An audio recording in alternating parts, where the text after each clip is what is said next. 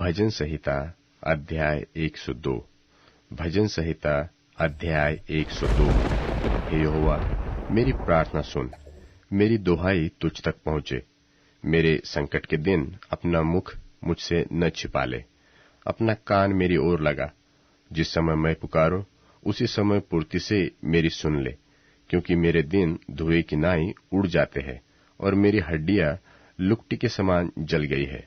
मेरा मन झुलसी हुई घास की नाई सूख गया है और मैं अपनी रोटी खाना भूल जाता हूँ। करहते करहते मेरा चमड़ा हड्डियों में सट गया है। मैं जंगल के घनेश के समान हो गया हूँ। मैं उजड़े स्थानों में उल्लू के समान बन गया हूँ। मैं पड़ा पड़ा जागता रहता हूँ और गौरे के समान हो गया हूँ, जो छत के ऊपर अकेला बैठता है। मेरे शत्रु लगातार मेरी नामधराई करते हैं। जो मेरे विरोध की धुन में बावले हो रहे हैं, वह मेरा नाम लेकर शपथ खाते हैं, क्योंकि मैंने रोटी की नाई राख खाई और आंसू मिलाकर पानी पीता हूँ। यह तेरे क्रोध और कोप के कारण हुआ है, क्योंकि तूने मुझे उठाया और फिर फेंक दिया है। मेरी आयु ढलती हुई छाया के समान है और मैं आप घास की नाई सूख चला हूँ। परंतु तू, हे यहोवा, सदैव विराजमान रहेगा, और जिस नाम से तेरा स्मरण होता है वह पीढ़ी से पीढ़ी तक बना रहेगा। तू उठकर सिय्योन पर दया करेगा, क्योंकि उस पर अनुग्रह करने का ठहराया हुआ समय आ पहुंचा है। क्योंकि तेरे दास उसके पत्थरों को चाहते हैं और उसकी धूलि पर तरस खाते हैं।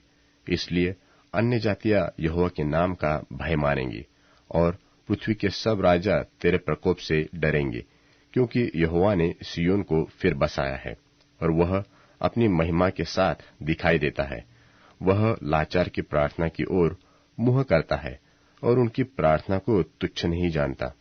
यह बात आने वाली पीढ़ी के लिए लिखी जाएगी, और एक जाति जो सिरजी जाएगी वही याह की स्तुति करेगी, क्योंकि यहोवा ने अपने ऊंचे और पवित्र स्थान से दृष्टि करके स्वर्ग से पृथ्वी की ओर देखा है, ताकि बंधुओं का कराहना सुने और घात होने वालों के बंधनों को खोले।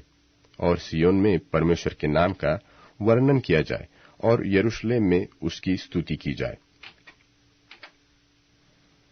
यह उस समय होगा जब देश देश और राज्य राज्य के लोग यहोवा की उपासना करने को इकट्ठे होंगे।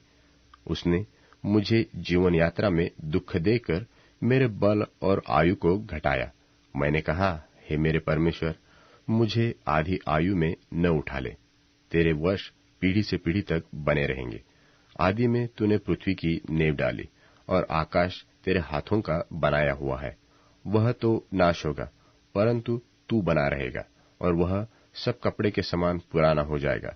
तू उस वस्त्र की नाई बदलेगा और वह तो बदल जाएगा, परंतु तू वही है और तेरे वर्षों का अंत नहीं होने का।